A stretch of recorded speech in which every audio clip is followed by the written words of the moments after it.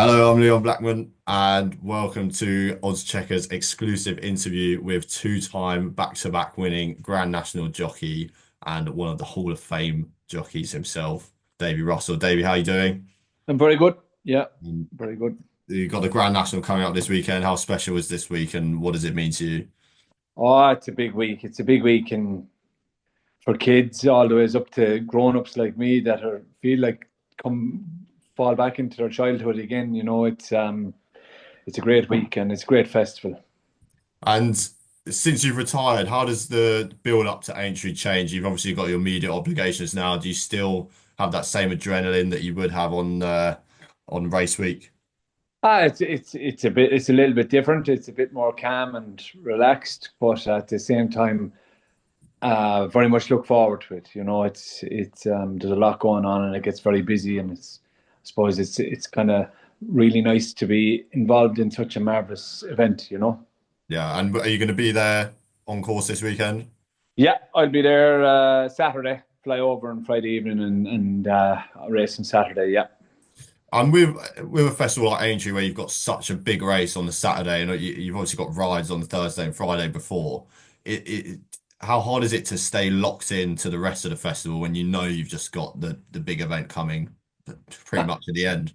Um, uh, Aintree, generally is a very relaxed, enjoyable festival. You know what I mean? So, not always do you get the big names turning up there, but still very important racing. And I do feel that it's really, really enjoyable to take part in Aintree. And you also see some really good racing.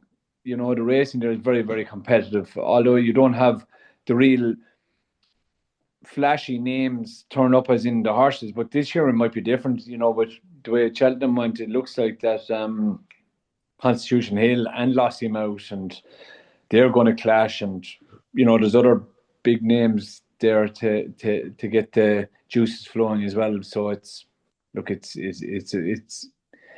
a marvelous festival, and all them races take center stage on each day. So you just take each day as it comes.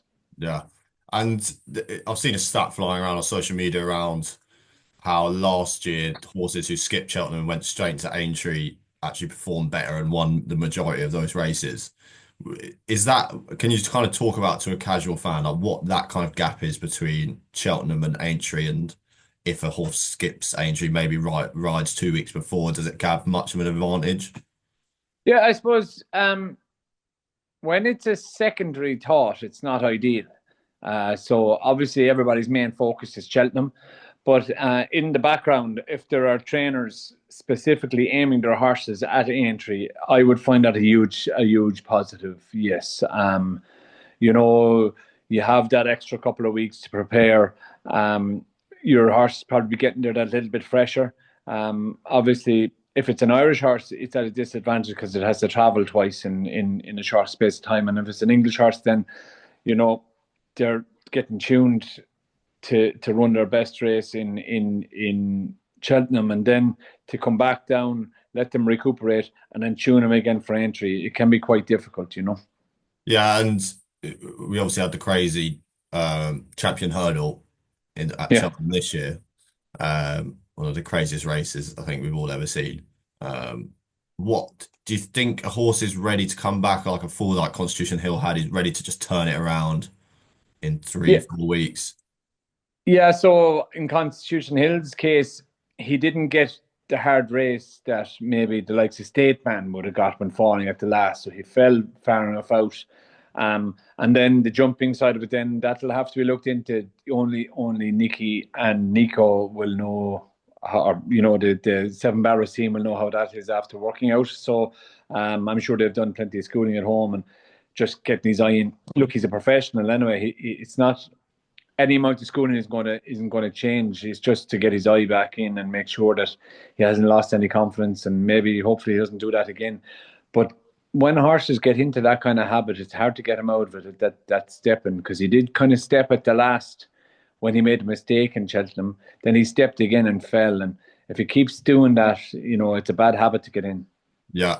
Yeah, it's very true. And I think like you just mentioned, you could see that trend happening like when he was so clear in the champion hurdle a couple of years back, and he Yeah. had that step. Oh, it's in him for sure. Yeah, He is very, very brave at his obstacles. Yeah.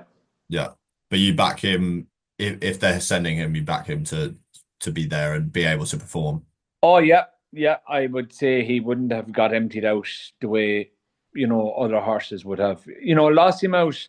Although she won very impressively, she still had the full race. So it'll be a test of her to come back and produce a career best to beat Constitution Hill, because she wasn't able to beat him in Kempton. Whether she will be able to beat him in Aintree now will be another thing. Yeah, and pivoting over to the Grand National, correct me if I'm wrong, but it took you 14 attempts to finally land a prize. Um, Yeah. After competing in a race that long, do you get to it and you're like, oh, I might not ever get my hands because you won most of what you can in jump racing. Did you ever think that I might not get my hands on this trophy? Yeah, but I suppose when you get the ticket of a ride the next year, you have a chance again. You always have a chance once you can get a ride in the race. You have a chance because it's that type of race. You just don't know what's going to happen. And you're never really too disappointed if you don't win the Grand National. To be honest, it's just so difficult to win it. Um, it's a huge achievement just to get around. It's a huge achievement just to get a ride in it, because you need a high class horse anyway to get the opportunity to ride in it. And once you're riding it, then it's a great experience. And some of them experiences can finish earlier than others. But when you get to complete the course, it's a fantastic feeling. Not alone to get in to be placed or win it. It's just incredible, really. Yeah, and you knew Tiger Roll beforehand. Did you have a feeling that this was a Grand National type winning horse going? Quite the opposite. I Really? thought, yeah, he doesn't really tick many boxes, but he had broken the rules all the way through his career anyway. You know what I mean? So he was quite a special horse, and Um, he didn't uh, he didn't really fit into the mold, but he broke this when they made him. They broke the mold for him. He was just an extraordinary horse. Um, he just done things differently. It's very hard to explain him, because he wasn't the nicest of jumpers, but he never fell. But what he would do is he'd unseat you very fast, because he'd take a chance at the fence. And but he just had a huge engine, and he loved jumping and he loved galloping. He was just a very, very talented horse. Yeah, and I rewatched the 2018 win before this interview, and he kind of belches the second to last, and you're just when you're going over that fence, and he kind of goes at it weird, like what's in your mind? Just like, oh my God, stay up. We nearly there. No, you kind of no. He's not. You'd be fairly confident he won't fall anyway. It's just a matter of you staying with him. But to be honest, he hit most of the fences going around there. He rubs his belly along all the fences. And he just seemed to be able to get away with it. But he knew where the line was. He knew where the limit was. He was very clever that way. He knew when to come up, and he knew how low he could get. He was very economical in what he'd give you going to a jump. But he And was very fast. He was shocking fast from yeah. when he'd leave the ground to when he'd land. He was extremely quick. And those two wins, I guess they're almost different in a way that talking about the finishing line, where they were kind of different, but they were the same. Essentially, you had that challenger coming up so fast on both occasions. It was like, what was going through your mind on either of those two victories? Well, the first one was very strange, because he was stopping, he was slowing down, and he was looking at the water jumping. He just wouldn't go any faster from me. But I knew he had loads in the tank. And the second year, I was never going to get past. Something would have to would have to sprint to get by me. But whereas the first year, you know, the second horse was going the same speed, whereas I was slowing down. He just wouldn't go for me. He just wouldn't. He thought he'd enough done. And then, hence the reason Gordon applicated the blinkers, which was a very, very brave call. Um, and they had the desired effect on him. He was just, he concentrated more the second year, and he ran the whole way to the line. So he did. But the first year, the cheek pieces, he just was able to see a little bit more and take it all in. Yeah. Just looking at the scenery, he was looking at the girls, the Liverpool girls, as he was coming up the straight. As Hendo says. Yeah, I remember Uh, the Liverpool women. They are a yeah. sight to behold now, them ladies. And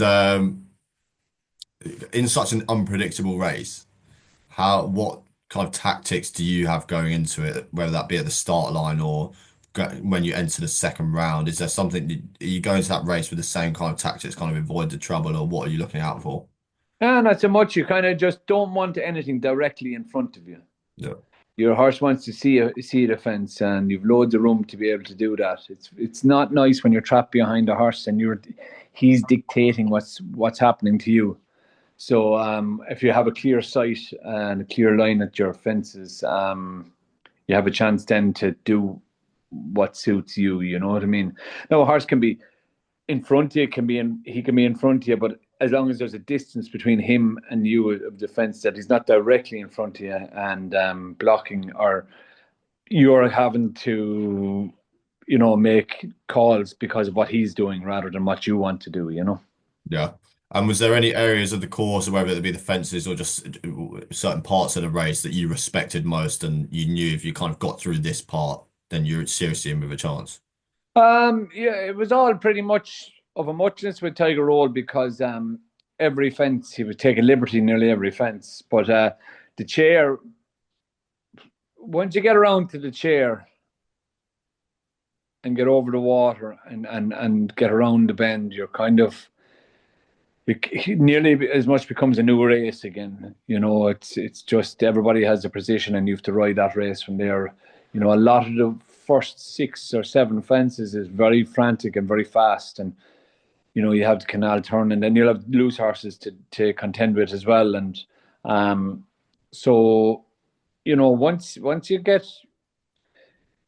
down over the canal turn and out over Valentine's, you still have a couple of big fences to jump before you get to the Melling Road, and you're never too casual until you get over the chair because it is a huge ask for a horse, and once you get over that, then you can kind of start all over again, really. Yeah. Um, and it's obviously such a unique race in itself, and the horses are trained in a way for that race. Is it from the outside looking in, it would seem as if the horses would be trained lighter to keep that stamina for the big race. Is that fair to say compared to like a 3 miler to the Grand National? Are they trained similar ways? Ah, yeah, pretty much. I think it's just down to every individual horse. So it's very hard to test the horse stamina to that degree. So it's kind of pretty much guesswork whether they will get the trip or not. Obviously, Tiger Roll had that.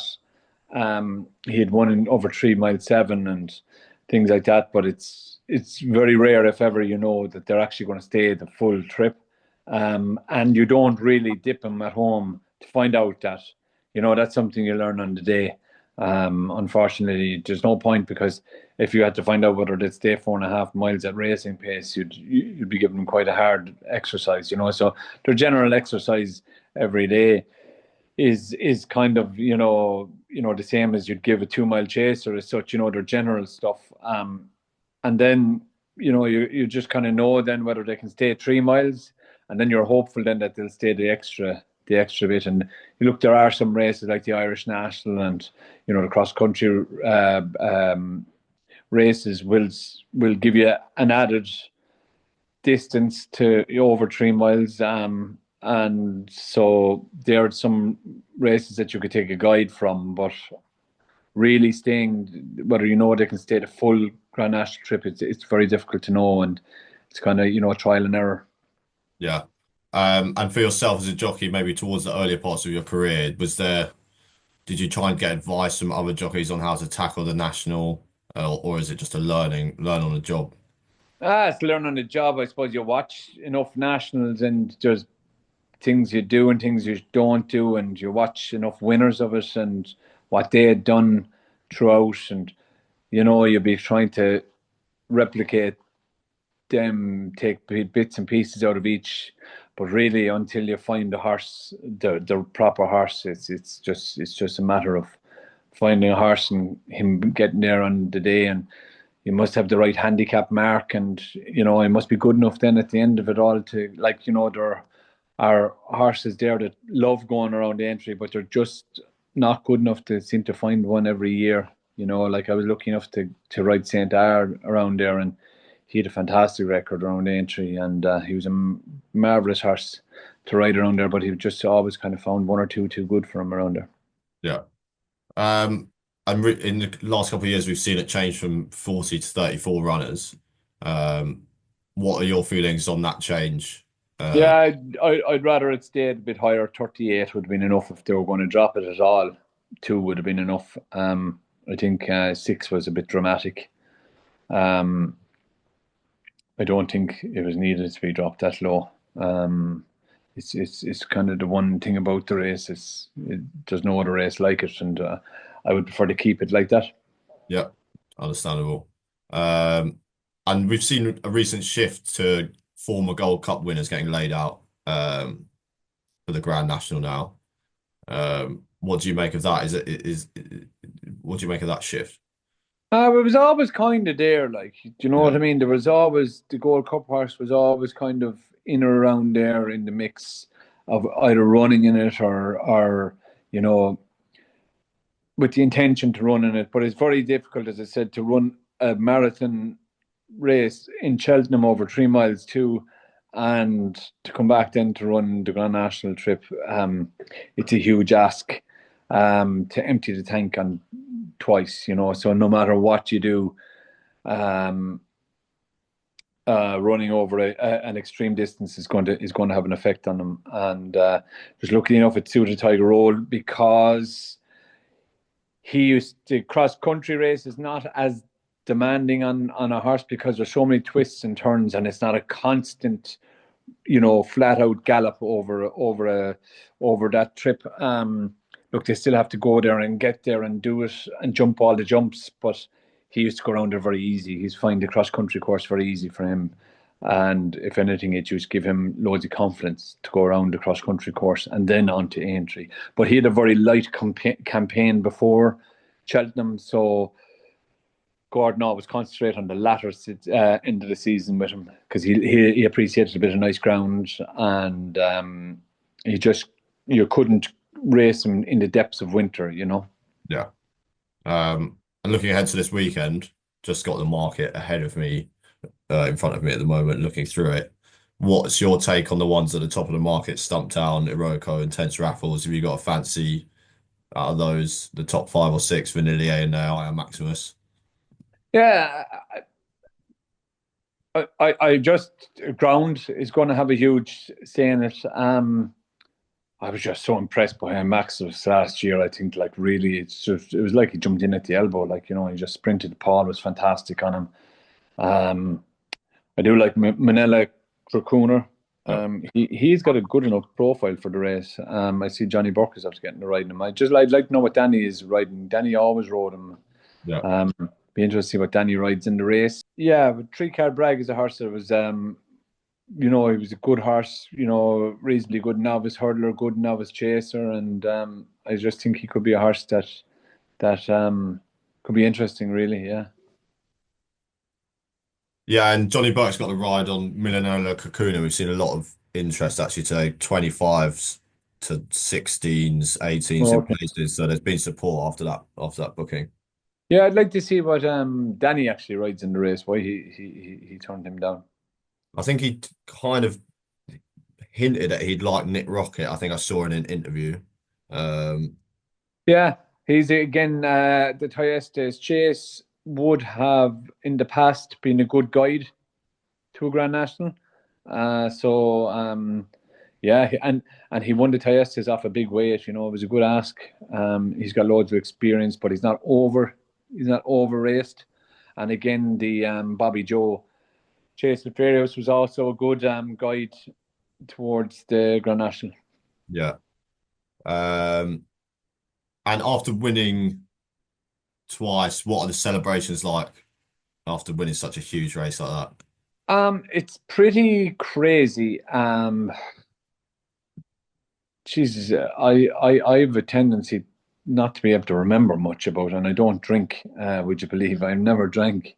But there's so much goes on. The Yeah, press conference, you know, trying to get flights home, and then the homecoming in Summerhill was like, Jesus, that was crazy stuff altogether. And the crowds of people, and you know, and the lads in the yard then celebrating because they're as much a part of it as anybody else. It doesn't. This just doesn't happen because myself and Gordon decided to go to Aintree with a horse. There's a huge team behind all of these trainers, whether let it be Thomas Gibney or let it be Gordon Elliott. There's a huge team behind them all, and they all like to celebrate, and they're all part of it. They may not be on the television, but they must be. They must feel like they're part of it at least. Yeah. And what a place to win at Liverpool as well. It's such a great city. Well, yeah, it's a starting point for a lot. It's very Irish in its way. There's an awful lot of Irish in Liverpool. So I'm not so sure it would work as well in any other city. They just seem to embrace it, and I think the biggest trial of that was when the people tried to sabotage it over the years, and the way the local community around Liverpool gathered together to support their event. It's Liverpool's, and it cannot be replicated anywhere else. So there's only one home for the Grand National, and that is in Aintree in Liverpool. Yeah, yeah, exactly that. And just quickly talking about the fans, like for someone who's never ridden a horse, like what is the impact of having 50, 70,000 fans there shouting at the start line? How did certain horses respond well or not so well to that? Yeah, it's all part of it. It's all part of it. And that is why it takes a special horse to do it, and that's why it's so hard to come back and do it a second time. So it's all part of it. Horses have to take it in. They have to be mentally tough. The jockey the same, whereas the jockeys kind of get used to it on year. Whereas it could be the horse's first occasion in such a huge amphitheatre like Liverpool, and the start is so close to the stands. In a lot of races, a lot of race courses, the start will be a long way away from the stand, and have your own moment of peace and quiet. But not in Liverpool. It's all on top of you there, and it's just an added part of the race, and it adds to the horse that's capable of doing it. Yeah. And just to wrap up, let's have who you think wins it and maybe an each way shout at a bigger price. Um, I'd say what prices are in Maxius? Iron Maximus is currently 11s, 10s, 11s. Yeah, I think he's got a good chance, and I like Three Card Bragg if he does get in at a big price. I think he will get in. Hopefully I don't get butchered for that online, but I'm thinking we will creep in. And maybe two or three other horses slash races you're really excited for at the festival. Oh well, I can't wait to see Constitution Hill. I just have a huge soft spot for him anyway. I think he's a marvelous horse. I'd like to see handstands. Is it? Yeah, I like to see what he's going to do. What else are we looking at? I bet there's a nice juvenile going to come out there. Usually the juveniles that don't make Cheltenham and come to Aintree, it can often throw up a nice horse and a very competitive race. There's usually a lot of runners in Yeah, the there's race. been controversy this morning because Lulamba was supposed to go for the 4-year-old juvenile hurdle and wasn't entered, and now is racing on Saturday, I believe, in the Mersey novices. Um, so missing that race. But That's Lulamba, interesting. No, yeah, it is. I think it caught everyone a bit by surprise. is Uh, the Mersey 2.5 or 2 mile? Mersey's 2-4, I believe. Yeah, So yeah, yeah, two. Uh, I think everyone thought it was April Fool's this morning, but it's past the time and he's still not there. right. But thank you, Davey. Brilliant chatting. I know Nicky Henderson has a sense of humor, but I Yeah, don't think he's got that big a sense of humor. I think everyone was patiently waiting this morning to see the clock strike 12 and the Lambo get announced, but no, Yeah, I don't know. wallets are burnt. Right. Cheers, mate. Have a great week. Thanks Down. for talking to us. Hope everybody enjoys the big race. It's fantastic.